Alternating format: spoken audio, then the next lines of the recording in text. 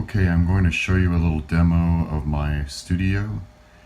This is my Atari Falcon, which is mounted in a Wistronics Falcon rack.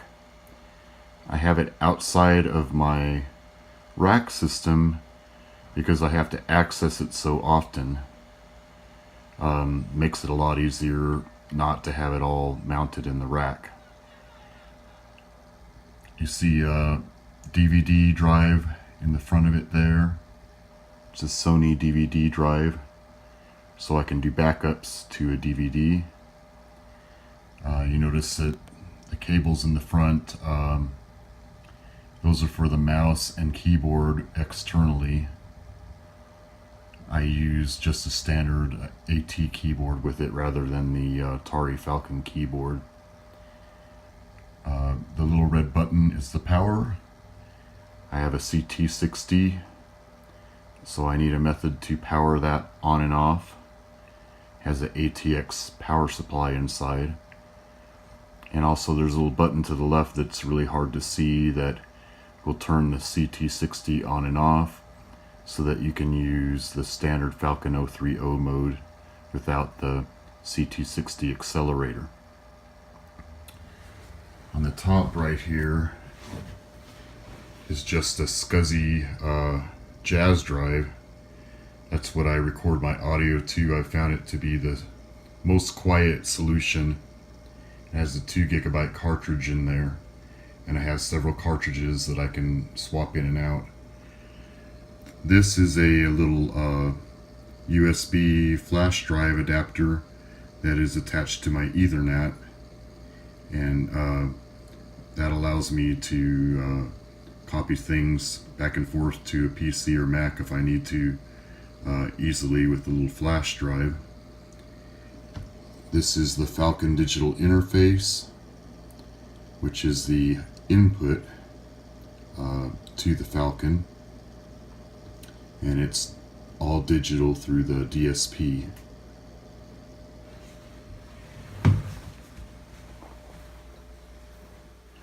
Over here is the rack system, and you'll find just rack power on the top. Have an Alesis module, S4 Plus there, an Alesis reverb, the Jam Pro out, which gives me 8 outputs from the Falcon to go to a tape deck or mixer if I choose. And then you see an Alesis AI1, which is a sample converter, and it also connects my system to my ADAT machine conveniently. And you'll see the ADAT right below there. It's an ADAT XT, and that provides the 44.1K digital clock that I need. And of course I can also record simultaneous 8 tracks to that if I choose. Below that you'll see a simple MIDI Solutions MIDI through box, and then my newest piece of gear is a Steinberg SMP-II, and that gives me the important thing to me. It gives me 4 MIDI outputs besides the one on the Falcon.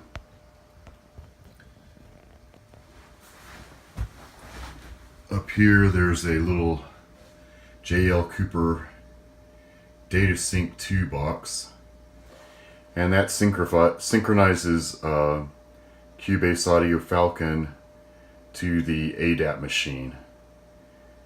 It provides ADAT sync, which is really nice if I want to use the ADAT with Cubase Audio Falcon.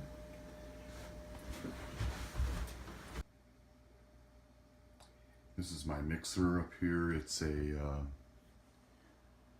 Behringer Xenix QX24. It just gives me all the inputs I need, of course. my monitors, which are just big, nice Alesis monitors. I really like Alesis gear, always have. And here's my monitor for my Falcon, and it's displaying Cubase Audio Falcon right now via the white screen and the tracks. And I can use this great big monitor because I have a Super Videl in my Falcon. Here's my keyboard. It's an Alesis VI61. It's just a simple USB MIDI controller, and I do not use the USB on it.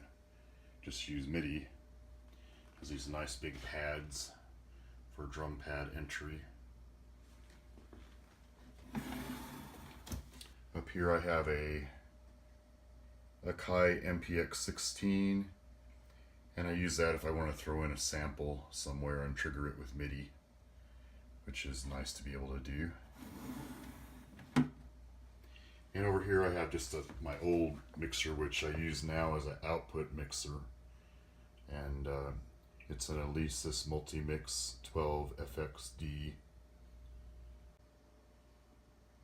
Okay, I'm going to trigger off a MIDI sequence for you, and you'll be able to hear something and see the cool lights on the SMP-II showing the SMPII timing for the track.